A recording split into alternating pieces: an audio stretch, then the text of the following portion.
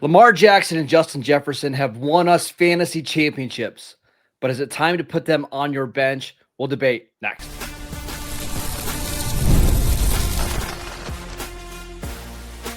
You are Locked On Dynasty Football, part of the Locked On Podcast Network. Your team every day.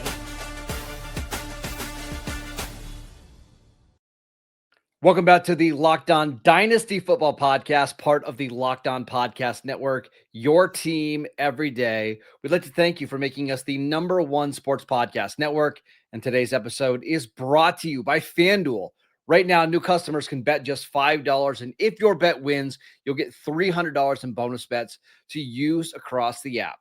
Welcome back. I am your host, Marcus Mosher. He is the Fantasy Football Hall of Famer, Michael Fabiano, and joining us today on this Wednesday is former NFL scout Matt Williamson to discuss fantasy superstars who are no longer fantasy superstars. We're going to talk about Saquon Barkley. We're going to talk about Justin Jefferson. But Fabs, I want to start with you, and let's start with Lamar Jackson because he's been atrocious this year. You and I were just talking pre-show that there's a stat out there since week 2, he's 35th in EPA of 38 quarterbacks, and the only quarterbacks who are worse, Matt, cover your ears, Aaron Rodgers, JJ McCarthy, and Shedeur Sanders. The schedule coming up for Lamar is tough between Pittsburgh, New England, Green Bay. Is it time to bench Lamar Jackson? Yeah, it is. It is. I mean, listen, at what point do you just continue to blindly start a player based on his name value?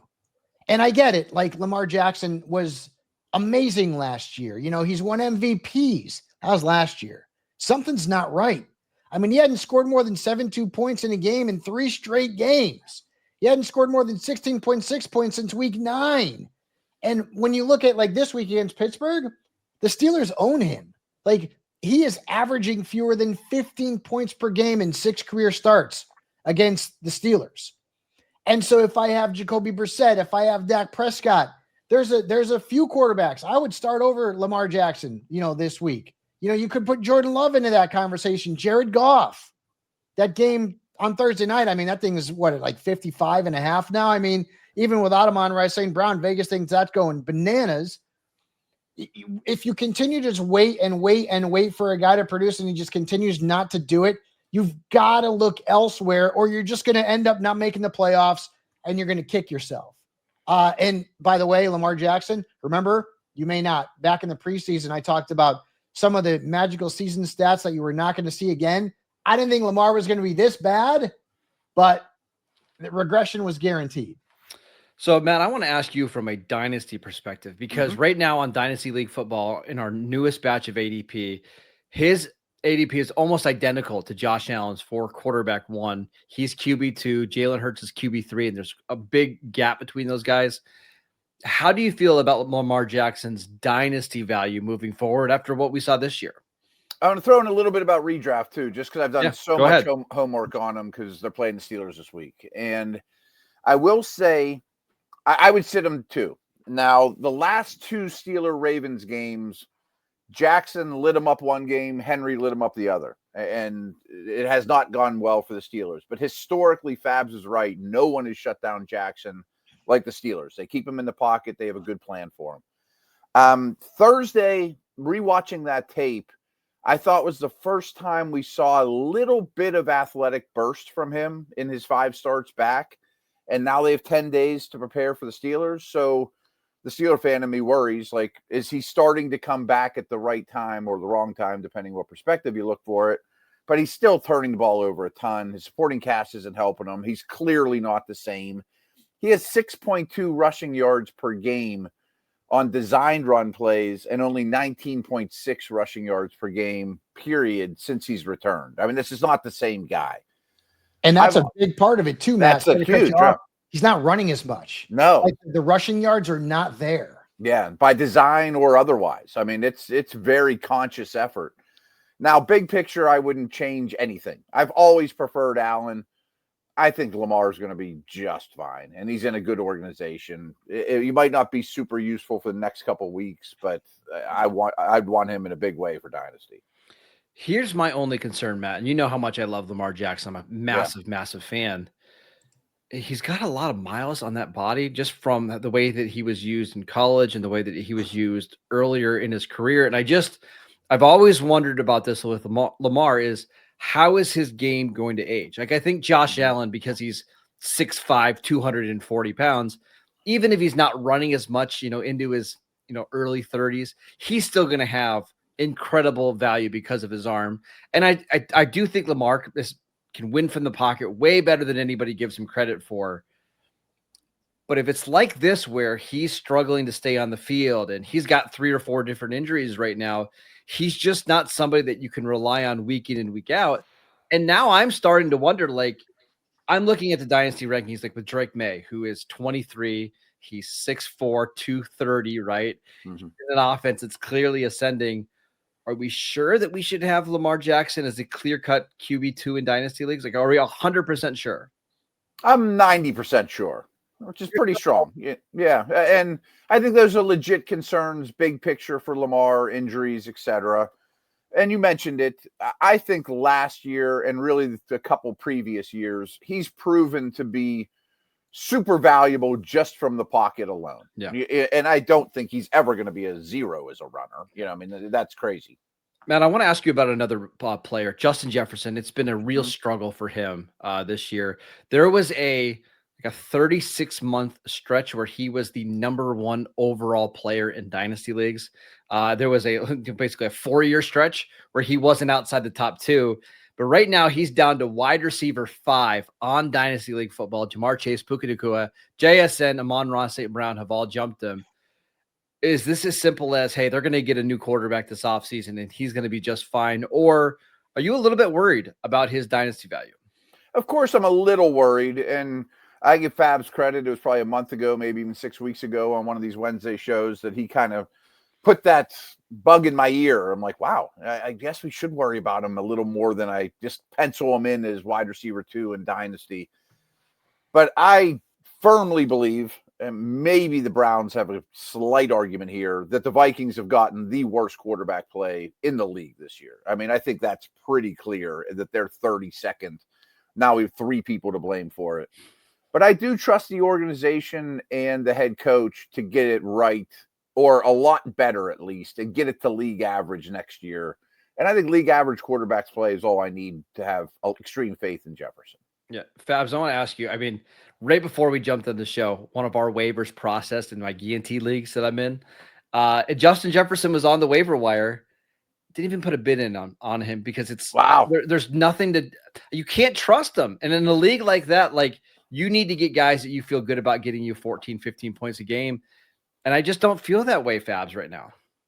You guys remember that like 4 weeks before the trade deadline in a lot of fantasy leagues, I was actively trying to give Justin Jefferson away.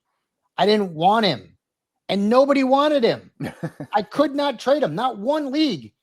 Not in Dynasty either. I couldn't trade him. Nobody freaking wanted him.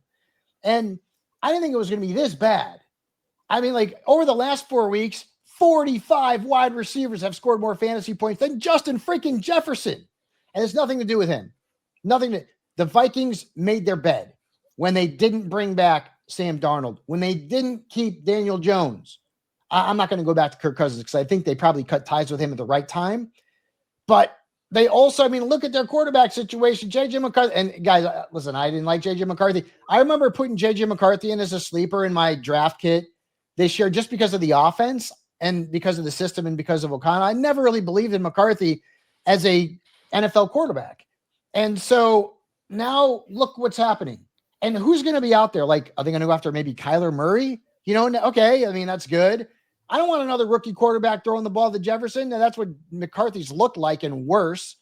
And, I mean, that thing last week, I mean, that Max brought, that guy was a quarterback, right? At New Hampshire, I mean, I don't know. I'm not sure what position he played. He was terrible. And they have nothing else. They are dead. And McCarthy's not durable either. So, like, even this week, last week, I had Jefferson ranked in redrafts, maybe in the late teens, maybe low 20s. And that's where he's going to be again this weekend. It's a good matchup. And people are like, well, at least McCarthy's coming back. I'm like, wait a minute. Have you watched J.J. McCarthy play football? He stinks. And so, okay, yeah, he's an upgrade from Max Brosmer. All right, but that's like saying, well, my AMC Pacer, is an upgrade from my Yugo that I had. I mean, no, they're both bad. So now Jefferson is a player that I am worried about in Dynasty. Why? Because we overreacted to a small sample size of quarterbacks who were not great that he did well with. Nick Mullins, Josh Dobbs. It wasn't for a full season. It was a couple of games here and there. And now that he's had McCarthy for a full year, listen, he was not bad with Carson Wentz. Okay, he wasn't bad at all. No. Jordan Addison was averaging 15 points a game with Wentz under center. And Wentz that guy's been cooked for years. So, yeah, I've got some concern, man, because if the Vikings are going to dig in and say, we're not giving up on J.J. McCarthy, after this season, we're going to continue to try and develop him. Hasta la vista, baby, because his value is going right down the toilet, which it basically is right now. Let's talk about some wide receivers outside of Justin Jefferson that we are in favor of maybe benching for the next couple of weeks. We'll talk about their redraft value and, of course, their dynasty value next. This episode is brought to you by Aura Frames. The holidays are officially here, which means gift hunting season is on. And if you want something that's meaningful, personal, and guaranteed to get a reaction, Aura Frames is the gift that delivers every single time. It's not just something that you wrap. It's a way to share memories, because Aura isn't your average picture frame. You can preload the frame with photos before getting it. So when they plug it in, the memories are already there. No apps to figure out, no setup headaches, just instant smiles. We got one for my mom. Absolutely loves it. Now she can just look at pictures of her grandkids all day long. It was so easy to set up. And when she opened it, the pictures were already there. It's the holiday gift that actually gets used, not forgotten and thrown into a drawer or a cabinet. For a limited time, save on the perfect gift by visiting auraframes.com to get $35 off Aura's best-selling Carver mat frames, named #1 by Wirecutter, by using promo code LOCKEDON at checkout. That is auraframes.com, promo code LOCKEDON. This deal is exclusive to listeners, and frames sell out incredibly fast for the holidays. So make sure you get yours now before the big day comes. And make sure that you support our show by mentioning us at checkout. Terms and conditions apply. Welcome back to the Locked On Dynasty Football Podcast. We'd like to thank you for making us your first listen of the day. We'd also like to thank you for making us the #1 sports podcast network. Fabs, let's start with some year 2 receivers. And I want to go with Brian Thomas Jr., who it's been a struggle, and it was a struggle last year with Trevor Lawrence. He put up some big games with Mac Jones, as you pointed out, and now we're right back to him being somebody who's really hard to trust on a week-to-week basis. Yeah, it's funny too, because we were kind of waiting for him to come back so we could put him in our lineups, and I'm like, why? Why are we waiting for that? I mean, he's been held to single digits 6 times in 9 games, and he scored more than 12 points one time. He's averaging 10 points a game last year. He was averaging over 17, and he was even better than that with the great Mac Jones under center. And now Jacoby Myers is the #1 fantasy receiver in Jacksonville, and you can't tell me he's not. It's just been awful. The problem in Dynasty is that now you can't trade him because the value has gone completely downhill. I mean, he would have been a great guy to trade at the beginning of the year, but hindsight is 2020. But right now, you've got Brenton Strange back. Myers is in the mix. So, the Jaguars are close to being at full health. I know Parker Washington got a little bit dinged up last week. So now that spreads out the targets even more. And Brenton Strange, who I absolutely love this week, by the way, is going to get his share of the targets as well. I don't know how you play Brian. I know there's 4 teams off this week, and you probably got to play Brian Thomas Jr. I legit would probably play A.D. Mitchell over Brian Thomas this week, and he has had one good game, in his career, basically. Matt, I want to ask you, please give me your redraft thoughts as well, but wide receiver 15 right now on Dynasty League football, what are we doing with Brian Thomas? I agree with everything Fab said in terms of short term, because I think Myers and Strange will out-target him on a weekly basis, and that just doesn't leave much. Plus, they want to run the ball, and they have other guys. I was offered Thomas and a second-round pick for George Pickens and didn't consider it for a second. Does that seem right to you? Yeah. Yeah. I mean, didn't even in the second round. No, I mean, no. Immediate reject. I'd much rather do what you did and pass on that one. I still would be interested. I think there's immense talent there. I'd love to see him get traded. I mean, we talked about all the guys they have all of a sudden. We even mentioned Hunter, who I still am a believer in. If he could go to Buffalo or something like that, I mean, that's the dream scenario. It's always Buffalo. It's always Buffalo, yeah. But I mean, rightly so. That's actually the exact thing we said last week on the show. Like, hey, if he could get moved to a team like Buffalo, it would make sense. And I wouldn't be surprised, Matt. Remember, Jacksonville does not have their first-round pick in next year's draft. It doesn't seem like he's a fit for Liam Cohen's offense. Maybe you don't get a first, maybe you get a second, but I got to believe that James Gladstone is going to be open to a move like that. I think the same thing. They have a wealth of pass catchers. They don't have a first-round pick. So I think he's in Dynasty as a buy low. I still like the talent a lot. Fabs, I want to ask you about Rome Odunze, who, I mean, we all love Rome. We are all expecting this big breakout season, and he hasn't been awful. He hasn't been great either. Are you starting him the rest of the way? I mean, remember I was doing like the dance of joy. Like if you're an 80s kid and you remember Perfect Strangers, like, Balky and Cousin Larry, because after 4 weeks, Odunze was the wide receiver 3, was averaging almost 20 points a game. Marcus, can you guess since that 4-week span where he ranks among wide receivers? Well, I mean, it's been pretty rough. I know he hasn't had a game over 54 yards in like a month. It's wide receiver 40. Brother, he's the wide receiver 53. Yeah, that's 53 rough. Since week 5. He's been held to single digits 8 times, and he's averaging just 8.3 points per game in that span. And you got Green Bay this week. I can't play him. And listen, he's going to end up being a guy I was wrong about. But I think he's a buy low in Dynasty. Why? You and I both think that there's a chance DJ Moore is not on this team next year. And so then you have Rome Odunze, you have Luther Burden, and then you have Colston Loveland. Woo, you got a nice little young trio of receivers there. Odunze becomes the alpha. Sometimes it takes that third year. Like when I was in my early fantasy football analyst days, and, Matt, you remember this, Marcus, you may or may not because you're a youngster, but like, not that you're old, Matt. We're both, I'm pretty old. We're older, but it was always like the third year breakout at wide receiver, right? Yeah, I remember that was a like thing. The second year breakout, but maybe Odunze just needs another year. And I also figure they're running the ball a lot more, dude. I mean, like they are running the ball so much and they're having so much success, especially, with Monin guy lately, that they don't have to throw the ball as much. And I think that's hurt Odunze a little bit, but I'm buying low on Rome Odunze in Dynasty. Matt, what about you? I'm still an Odunze fan in a big way, and I'm a big Bears, Caleb, Ben Johnson fan for sure. Did a lot of work on this team. They just played the Steelers recently. I fell in love with Loveland the more I watched the tape, to be honest with you. Just his ability, just a side note. Burden still runs a lot of the wrong routes. He doesn't quite know what he's doing yet. I don't think DJ Moore will be there a year from now. But I want to mention a couple things I saw on tape from Odunze is there were some effort things that I never thought I would say about him. Just kind of jogging through routes, not really blocking. And Ben Johnson won't be cool with that. That needs cleaned up for sure.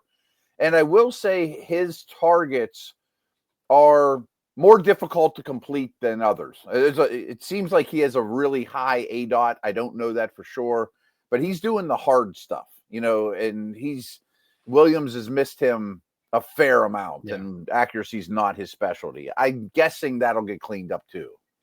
I think my only concern is that Luther Burden is starting to play more snaps, every single week. He's really kind of taking that slot receiver spot. And over the last month, they've had basically the exact same production, Matt, like the exact same. And right now, Rome Odunze, wide receiver 14, Luther Burden is down to wide receiver 41. I just don't think there should be that big of a gap. And it seems like it seems like Ben Johnson wants to use this slot receiver kind of as the focal point of the offense. And that's just never going to be Rome Odunze. 1,000%. And I mentioned Loveland again, because I think Loveland now, if he's getting 20% of the targets, I bet he gets 22 and then he gets 24 and he just starts eating into everyone else's piece of the pie. Cause I think he's going to be really, really good. we all love Rome, and I'm actually a little bit concerned about his long-term value. It just doesn't seem like a great fit in Chicago. Maybe that changes in year 3. Maybe that changes in year 2 with Ben Johnson, but we'll see. Let's talk about Saquon Barkley, who has been downright awful this season. Is it okay to bench him the rest of the way? What about his dynasty value? We'll get to that next. This episode is brought to you by FanDuel. NFL Sundays move fast. One big play, and suddenly everything feels different. That's what makes live betting with FanDuel so exciting. You're not just watching the game, you're reacting to it in real time. With FanDuel, you can place bets as the action unfolds, every drive, every momentum swing, every highlight moment. Like, I know for me, watching that Bills game last week against Pittsburgh, as soon as that sack force fumble happened, where Buffalo returned it for a touchdown, you knew the game was over. You could just tell because of the way the momentum shifts. And live betting is the best way to get action when that game shifts. I mean, whether that, a guy starts getting hot in the passing game or a defense tightens up, FanDuel lets you jump into the moment with live spreads and money lines that adjust instantly, player props that update as the game heats up. You can even bet on the next touchdown score, the next drive result, the totals, and more. It just keeps you locked into every snap, every drive, and every possibility. So if you want to be right in the middle of the action this season, visit FanDuel.com and place your live NFL bets all season long. The game moves fast, and so can you.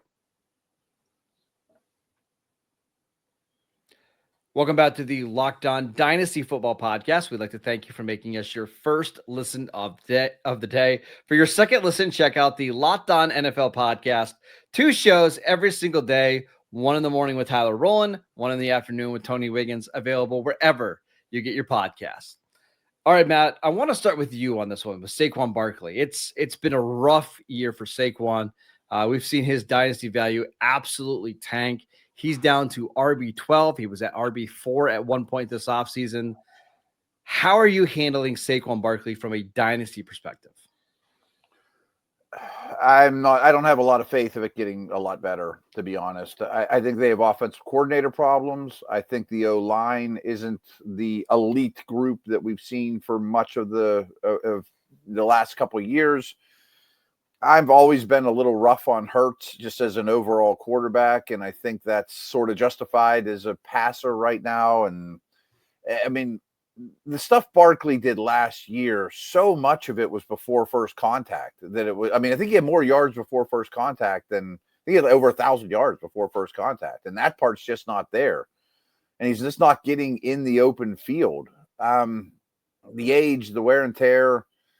I think I'm moving them for 80 cents on the dollar.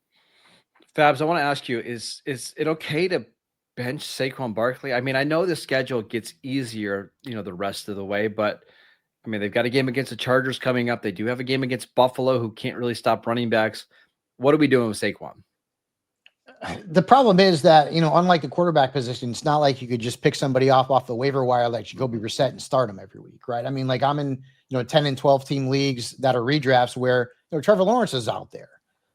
Running back, it's not that easy. Like, it's not like I'm going to play Devin Neal over Saquon Barkley. It's just not. What about like someone like Bam Knight, who's actually produced the last couple of weeks? I don't think I could do that either. Okay. It's not my DNA to do that. I don't think I could do it. And he's been very good over the last few weeks.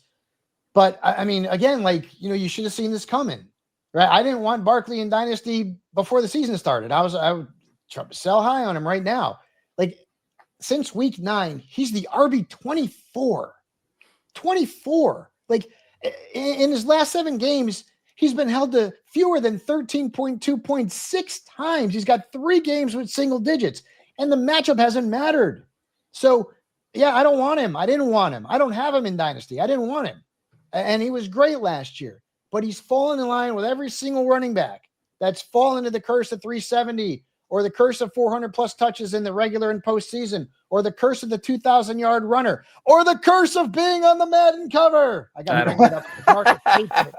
But I mean, like, listen, okay, whatever. Like, it is what it is, man. And those are the facts. So if you're going to make the playoffs with Barkley on your team, God bless you. But I mean, I think a lot of people probably aren't going to be able to make the playoffs with Barkley because he's been such a disappointment this year. I mean, listen, I mean, if you were one of those people who maybe you traded for Bucky Irving when the value was down, trying to, wait until he comes back, and now he's back and you've got some backfield depth.